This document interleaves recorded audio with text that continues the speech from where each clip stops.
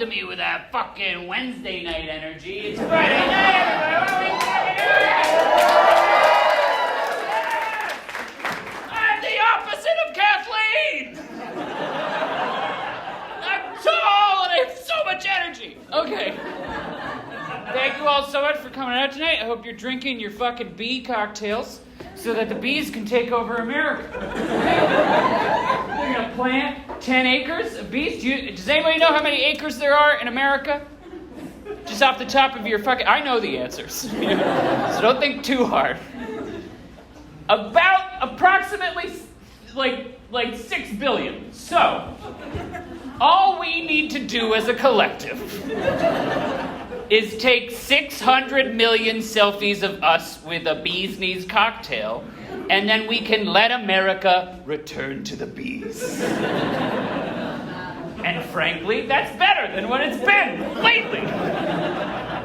Just a personal opinion. I don't know. We're all still wearing masks because we can't get our fucking shit together. I appreciate you all for wearing masks. I appreciate you all for getting vaccinated. Let's give ourselves a round of applause for being better than everybody else. Woo! Yeah. I worked at a place that required masks, and then it got to a point where if you showed proof of vaccination, you didn't have to wear a mask at work. And I took my mask off, and one of my coworkers who had never seen me without a mask took one look at me, and she just went, huh. And I was just like, hey, what was up with that? Mean-ass noise. She was just like, oh, I was just not expecting the lower half of your face to look like that.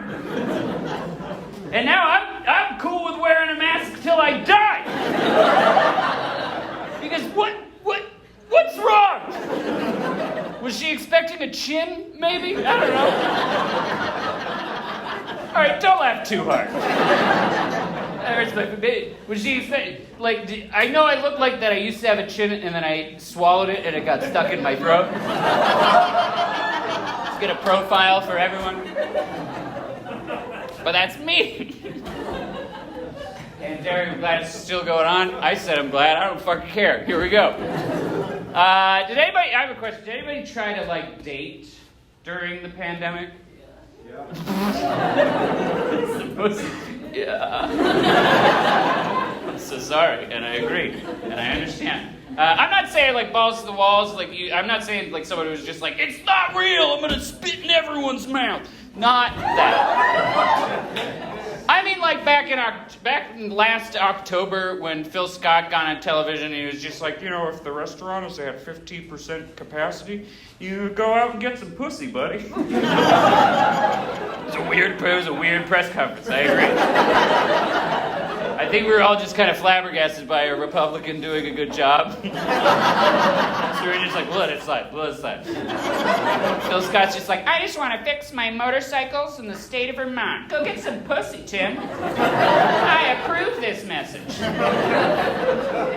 Pretty good Phil Scott impression, thank you. No, but like,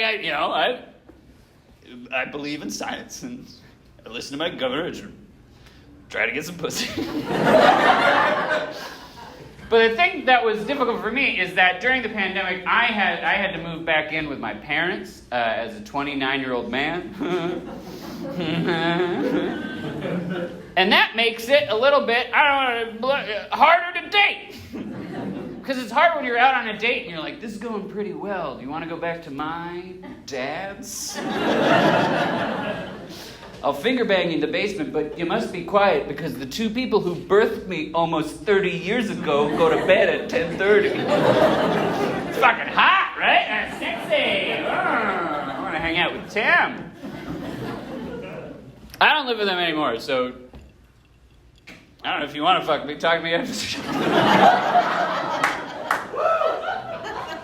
Shooting my shot at a sold-out crowd. Bound to be at least one. No, that's actually statistically unlikely. I've lived on this earth. I know what my worth is.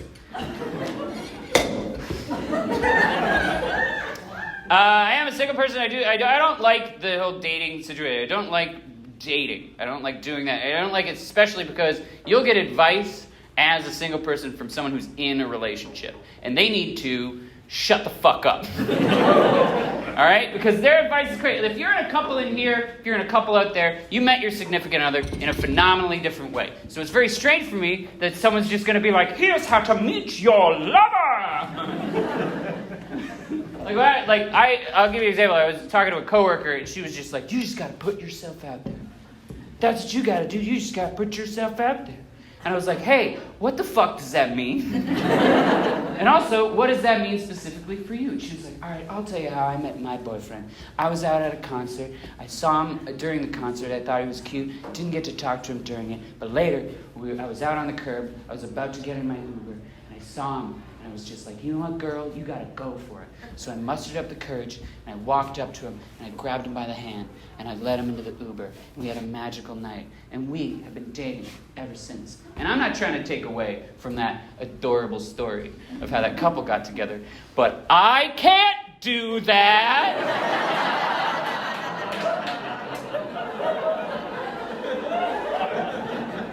Can't just be like, hey, Tim, how'd you meet your significant other? Oh, ho, ho, ho. I was at a concert. Didn't talk to her, just looked.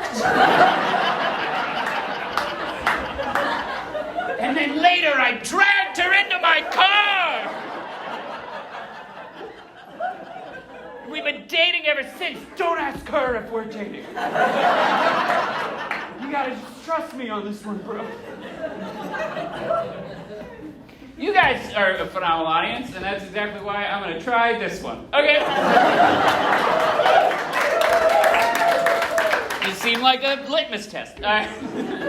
This is the litmus test. You're gonna either fucking hate me. Okay, whatever. Let's stop preambling. Has anyone ever proposed anal sex to their girlfriend for the first time during breakup sex? No? Just me? Just this motherfucker up on stage right now? Yep, I did that. My logic, what's she gonna do? Get mad and break up with me again? That's not how this works. How does this work?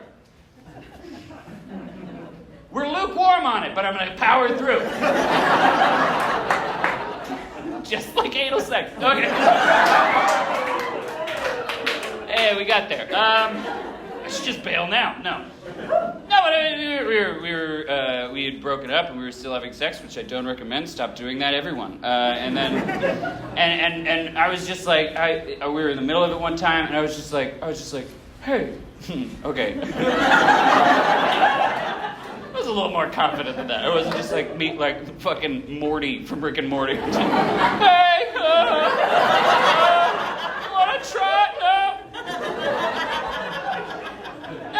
No, it was just like, hey, you've been liking that like thumb thing that I've been doing. Shut up. Do you want? And to my credit, guys, she said sure, which I'll be honest is my least favorite consent word. It's not exactly enthusiastic. Like if you're about to get married and it's just like, will you take this man? And she's just like, sure. You gotta have should probably have a conversation about that. But we tried, and it didn't fit. I'm not saying I got a big dick. I'm just saying buttholes, they're real small. Have we seen these things, guys? Have we seen these buttholes, gang? Okay. Doing all right. You guys are a fun crowd. That's not the litmus. Oh. All right. Let's pivot. You guys watch movies?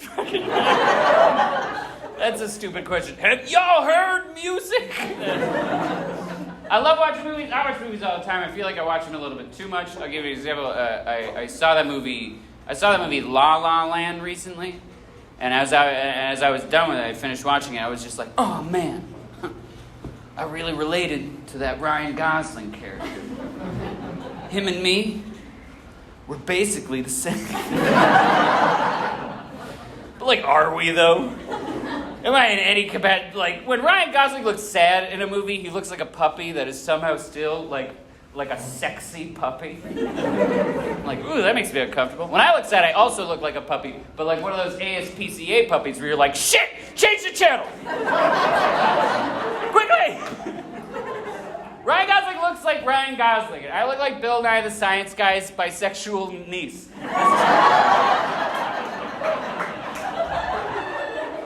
I look like Jill's bi and kinda shy. That's my... Jill. Ryan Gosling looks like Ryan Gosling, and I look like Harry Potter if he just never left the staircase. If he was just like, I feel safer down here. I'll come out and do some stand-up comedy. Pretty good Harry Potter impression. I know I look like... I bought these glasses this year. I know what I'm doing. You gotta fucking lean into it sometimes. I'm gonna do really well with the women who have that triangle, circle, line tattoo that is now accidentally transphobic. Oh, Tim, you're the bad one. We all thought we were getting a fun little symbol, and it turned out the person who wrote those books is a stupid monster. Oh, it's a fucking nightmare. Speaking of tattoos, I got my first tattoo this year. I'm going to talk about it on stage because I have a microphone and you can't stop me. I got this tattoo right here. It is, it's from the children's book Good Night Gorilla, which I read a lot when I was a kid. And in it, if you want to applaud, it's about a zookeeper. He's trying to lock up all the animals, and the animals come out and follow him home. It's very cute. When he goes to the armadillo pen, there is a doll lying on the ground that looks like Ernie from Sesame Street, and it's lying down just like that. And every time that when I was a child, when I was a 3-year-old child, I would get to that page, and I would point, and I would scream, "Dead Ernie! Dead Ernie!" And then I would explode with laughter. So of course I got it on my body forever. Because that explains my relationship to comedy. That also explains my relationship to death. Come on, let's have fun with it. We're not vibing with that? Okay, here's another suicide joke. Okay. Burlington just recently announced that they're going to be building a 12-story building in Burlington. And I'm so excited that there's finally going to be a building that I can guarantee that it'll happen. I've been sick of walking around this town for 8 years looking at these 6-story you might just break your legs motherfuckers. Just taunting me. No, we're going to dive into the new year, baby. We're still lukewarm on that? Here's another suicide joke, all right? A couple years ago, I was in an outpatient program up at UVM Medical Center that was a mandated therapy program with a group wherein all the people in the group wanted to kill ourselves. Once again, single and sexy. How we doing? But I was in there, and I gotta say, group therapy with a bunch of people who want to kill themselves, not fun, real brutal. Day 1, rough. Day 2, I walk in there, I'm like, we gotta lighten the mood. So it's my turn to talk. I stand up, and I'm like, we're just a group of people who want to kill ourselves? What are we, some kind of suicide squad? And then the therapist came up to me and said, can you please not talk for 2 days? And I was following orders, so I did. That one went pretty well, but let's say one more suicide joke. There's a calm response. All I need from you is when I ask a question, I need you to say how many. All right. How many antidepressants does it take to kill oneself? How many? I don't know, but it's more than 22. Okay, so less of a joke, more of a story. Am I brave or am I an asshole? I'm sorry. Let's pivot again. All right. There's a thing. There's a man on television who used to be on television who's not on television anymore, and I'm so glad that he's gone because I think he's the worst man in America. Has anyone ever watched the television show Cake Boss?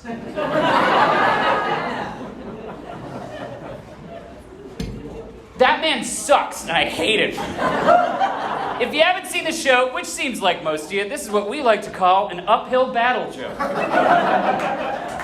You don't have to see it. It's a reality show about a man who owns a cakery, a famous cakery in Hoboken, New Jersey. And I got no problem with the cakes. He makes beautiful, gorgeous cakes. I hate him as a person because he is so bad at reality television in doing the fake part.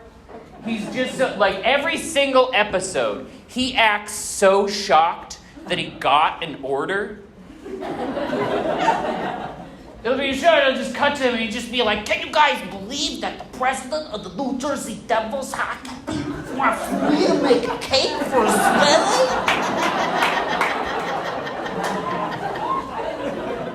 And I'm just like, yeah, I do believe that. Cake boss.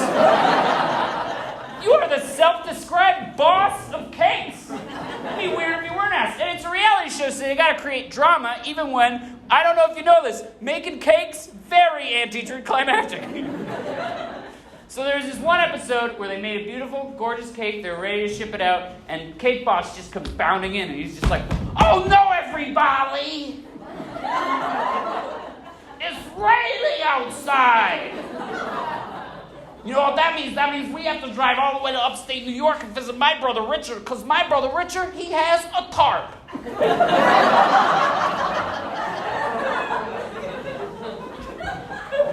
And then I swear to Christ, the rest of the fucking episode is just driving up to upstate New York to visit his brother Richard, and his brother Richard is a carbon copy of Cake Boss. So it's just this nexus of salami garbage just slapping against each other. Just like, thanks for the tarp, bro. This is perfect. Well, of course the tarp, you gotta put the tarp on top of the cake. That's what they get for the tarp cake. Well, bada bing, bada goo, gotta boot it, bada bing, bada. I hate the Cake Boss.